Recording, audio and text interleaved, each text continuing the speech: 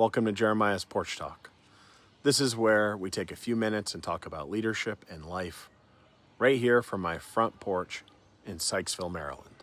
Rain or shine, day or night, this is a time for us to reflect, reset, and get ready for whatever comes next in our respective journeys. I'm Jeremiah. Thanks for joining me. Today, I want to talk about a concept called grounding. The simple but powerful practice of anchoring yourself when life feels like it's spinning out of control. I didn't learn about grounding through some fancy leadership book or podcast. I learned it the hard way, being a parent.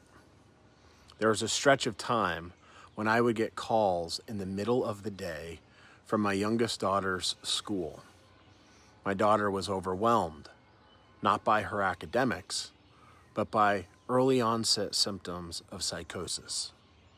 These symptoms included her hearing things, feeling things, and seeing things that were not real, but they felt real to her. And they caused her to be frightened, unsure, and often she struggled not to act out.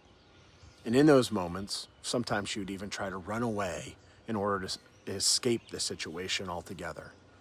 This obviously created major issues between us and the school and her and the school, and would sometimes require my wife or I to go and pick her up.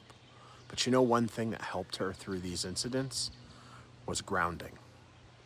Putting her hands in ice, feeling the pull of a weighted blanket, gripping a fidget toy, breathing, or going on a walk or dancing.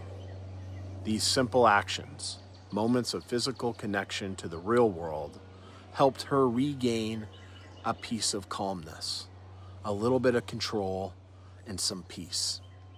It seemed to change how her mind worked in a more positive manner. Now, here's something that's sort of wild about this whole situation.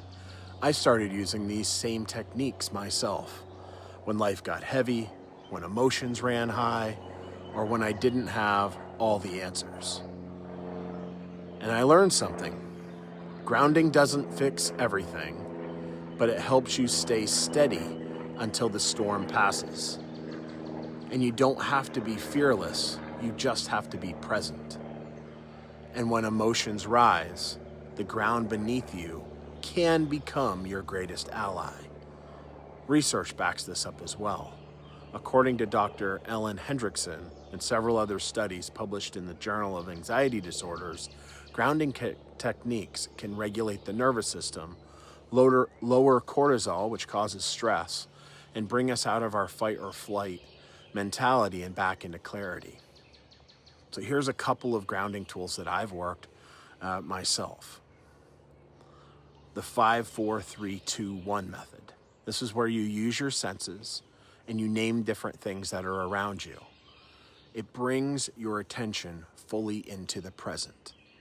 Another is box breathing. This is where you inhale for 4 seconds, hold for 4, exhale for 4, and hold for 4 again. And the other are tactile anchors, fidgets, textured objects, cold temperatures, anything that reminds your body it's here and now. Personally, I like to use challenge coins as fidgets. These are more than coping tools. They're leadership tools, they're parenting tools, they're life tools. So here's the challenge for today. The next time you feel overwhelmed, pause. Take 60 seconds and try one grounding technique. And then ask yourself, what matters most right now? You may not change the moment, but you'll change how you meet it.